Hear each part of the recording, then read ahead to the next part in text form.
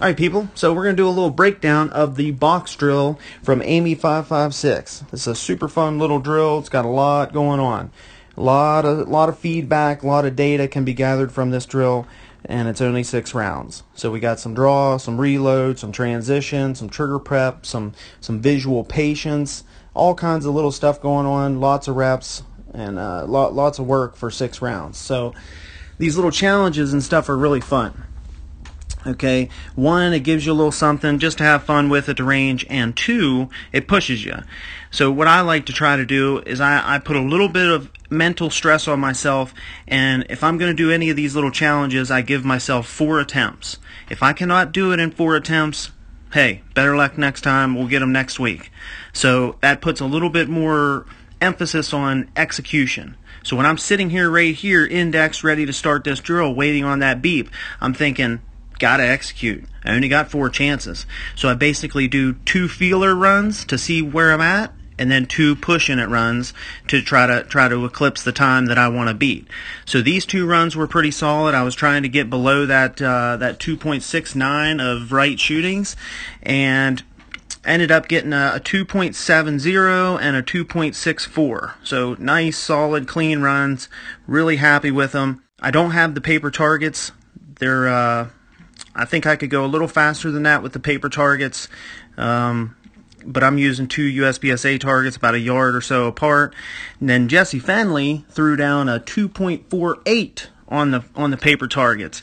So we're gonna have to get those and try to go after that time. But wow, there's just not a lot left. There's not a lot of meat on the bone there left to get that done.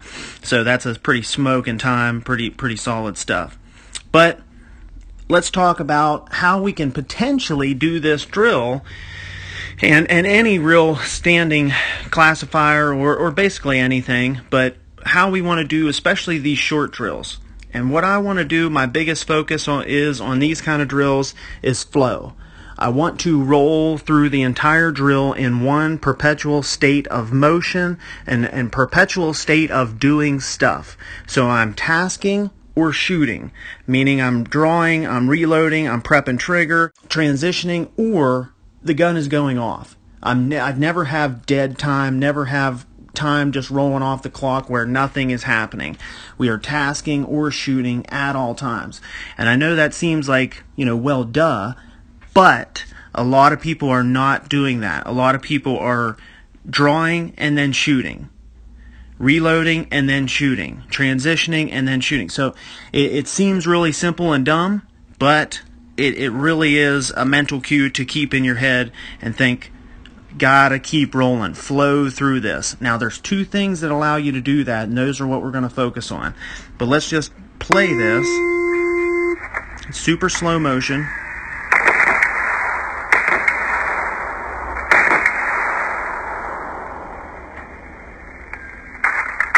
Rolling through, not stopping. Okay, so that's what I mean by rolling. I'm never stopping. I'm never over confirming sights.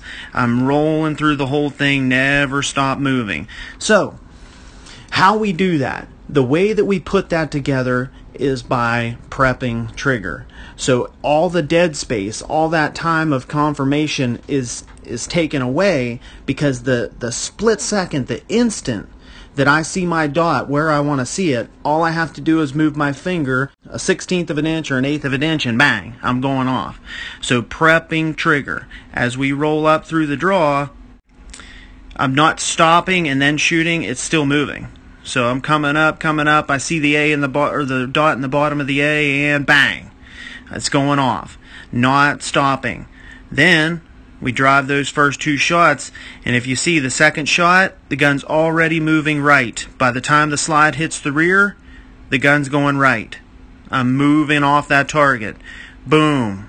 Already I'm bouncing off of that target and just flowing up to that head box. And that's where the visual patience comes in, of making sure that you hit that second body shot and flowing and bouncing off of that target, flowing right up to that headshot.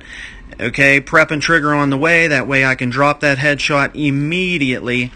And then The second part of this is not controlling recoil when we don't have to. So I want you to notice, as I break this headshot, the gun bounces back and you immediately see my elbow tension go away.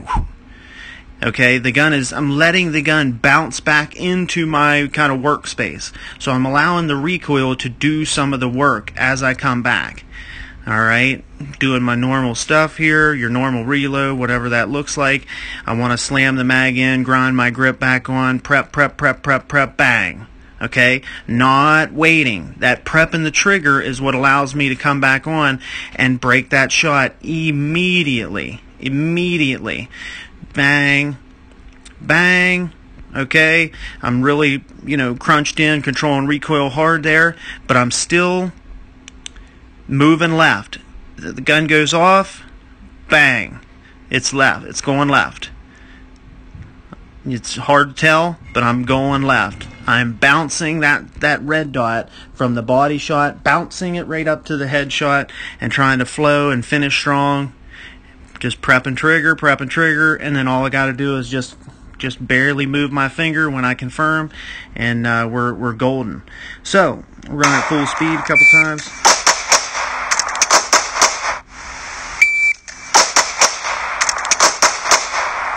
Just trying to roll through the whole thing, never stopping. Never stop moving.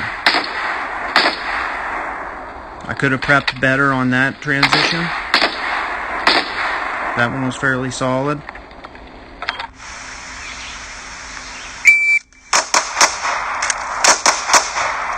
That was a 270. That was a 264. So, if we do not allow any dead space, any dead time to roll off the clock, we're in a perpetual state of doing stuff.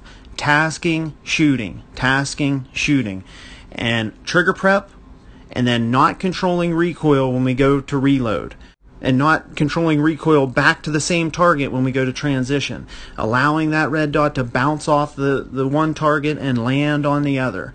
It's bouncing off and landing. We don't need to push the gun around or be super jerky or hard about it when there's short transitions. If you got a 90-degree transition, you're transitioning 8 yards away or something, you can get away with pushing the gun around. But on a short little transition where I'm transitioning probably 5 feet, I'm just kind of letting it roll up there and letting things happen as much as I can. So, prepping triggers. That's how you melt together a drill. That's how you melt together all the steps. Prep. Dot bang. Triggers prepped. Working trigger prep is constant. And then when you're doing these type of drills, don't just run the drill the same way every time. Think about it. Put different mental cues in your head before each time you run it, and think about each individual drill, each individual run as an experiment. So one experiment, I'm going to change the variables, I'm going to change the parameters of the experiment a little bit, and I'm going to say, okay, this time I'm going to focus 100% on my trigger prep. Then I'm going to run it and focus on hand speed. Then I'm going to run it and focus on visual speed and trying to drive my eyes a little bit faster around the drill. Then I'm going to worry about just full accuracy mode. Then I'm going to go full-blown speed mode as hard as I can go, just slinging rounds at the target and see what happens. And then after I've ran it a couple of times in those different variables, in those different experiments, then I say, okay, now it's time to put it together. And then we put the whole thing together and rock and roll.